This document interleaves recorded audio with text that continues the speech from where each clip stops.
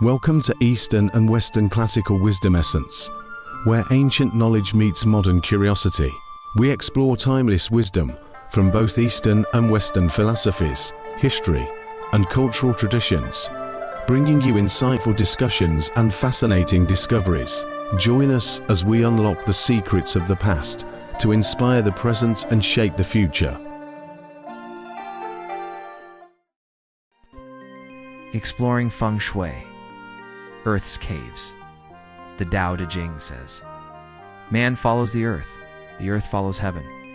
Taoism regards the human body as a small universe, so the universe is like a big human body. Likewise, the earth is also a living organism. The structure of the human body contains information about the structure of heaven and earth, with the large and small heavenly circles, meridians, and acupoints. The earth is also the same, with its own meridians called dragon veins, and acupoints called earth caves. There are gods on the dragon veins and earth caves. Following the laws of the movement of heaven and earth, the gods use the earth's caves to form a harmonious interaction among heaven, earth, and man, and to open up the channels connecting the three realms. This leads to the theory of unity of heaven and man, or more precisely, the unity of heaven, earth, and man. The best acupoints are called Feng Shui Treasureland. They have certain characteristics in terms of terrain, usually centered around the acupuncture points, with a pattern of back mountain and facing water, surrounded by mountains on the left and right sides. The professional term for the back mountain is Lei Long, also known as Zhuanwu. The mountain on the left side is Qinglong, and the mountain on the right side is Baihu. The interior of the acupuncture point is called the inner hall, and the area outside the acupuncture point is called the outer hall. There should be a winding river passing through the outer hall, with a small hill in front of the acupoint, called Anshan, and a high mountain peak in the distance called Kaoshan. This is illustrated in the diagram. Taizu Mountain refers to the mountain where the dragon vein originates from the acupoint, which is usually the highest peak in the vicinity. And there is also the concept of Shaozu Mountain, which is the next level down. Parents Mountain refers to a mountain behind the acupoint where the dragon vein flows. Acupoint star generally refers to the mountain where the acupoint is located. Qinglong Sha refers to the mountain or mountain range on the left side of the acupoint, while Baihu Sha refers to the mountain or mountain range on the right side of the acupoint. There are also terms such as Shuko Sha and Xia Shu Sha. An refers to the mountain near the front of the acupoint, which is usually shaped like a pen holder or saddle. Chao refers to the many mountains in the distance in front of the acupoint, and usually come after the An mountain. Grid is also known as Tong Grid, which refers to the overall pattern formed by the above-mentioned mountains.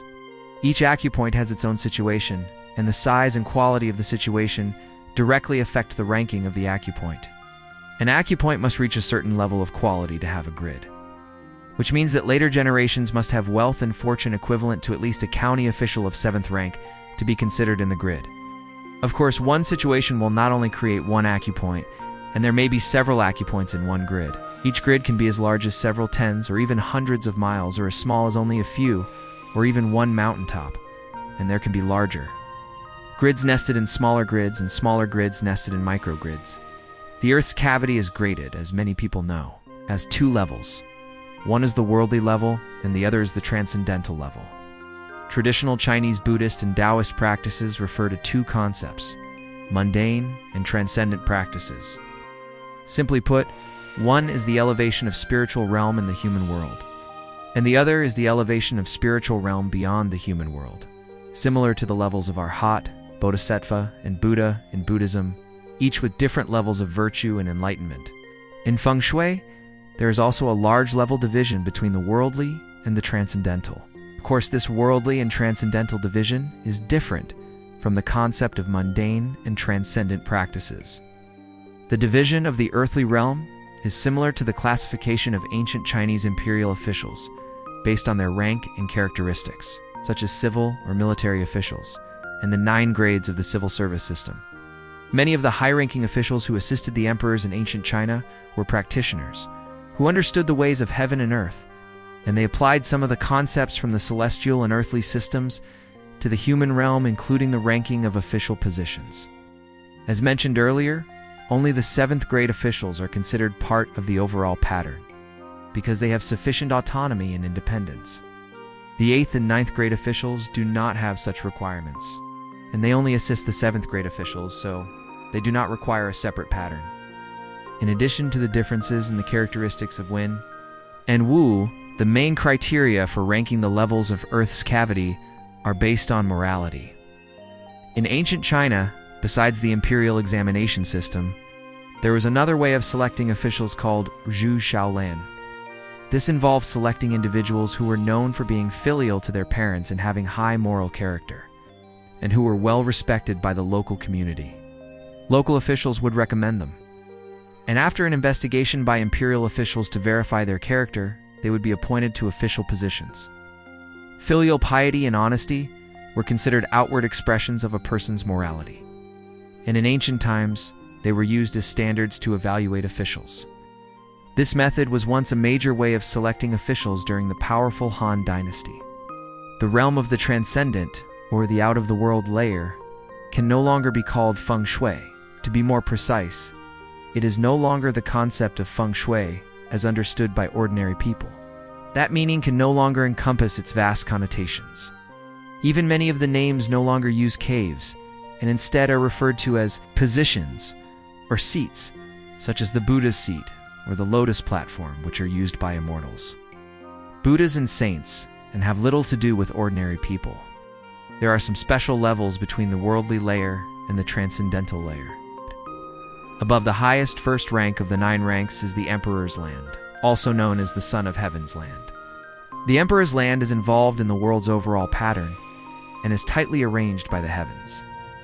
It is impossible for anyone or any family without a divine mandate to receive it. It is said that many emperors were arranged by the heavenly gods to come down to earth to rule, hence the title Son of Heaven for emperors in the past. Regardless of whether it is the Emperor's Land or the Son of Heaven's Land, these are common names given by ordinary people. In fact, the true name is not like this. And advanced life forms in space call this level and type of land Cancun Land. The land that produces an emperor or a dynasty is called Heaven and Earth Land. Since ancient times, there are only a limited amount of knowledge about this. Throughout the 5,000-year history of China, there have been only a few dynasties that can be called dynasties, including the Shai, Shang, Zhou, and Qing dynasties, among others. In between, there were many periods of fragmentation, such as the 3 Kingdoms and the 10 Kingdoms. In Oracle Bone script, the character Chal is represented by 2 small grasses, which symbolize the natural succession of the sun and moon, indicating a long and distant period of time following the will of heaven. The character S, composed of person and arrow. In ancient times, arrow referred to the wooden stick of a spear.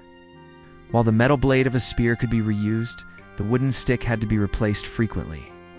Thus, the character Day represents the concept of changing leaders, as emperors succeeded each other through generations. In terms of morality and divine judgment, Chal is higher than Dead and Gore. The ruler of a Chal is called Huan, while the ruler of a Gore is called Wan. Throughout the history of China, the territories referred to as Gore did not last long.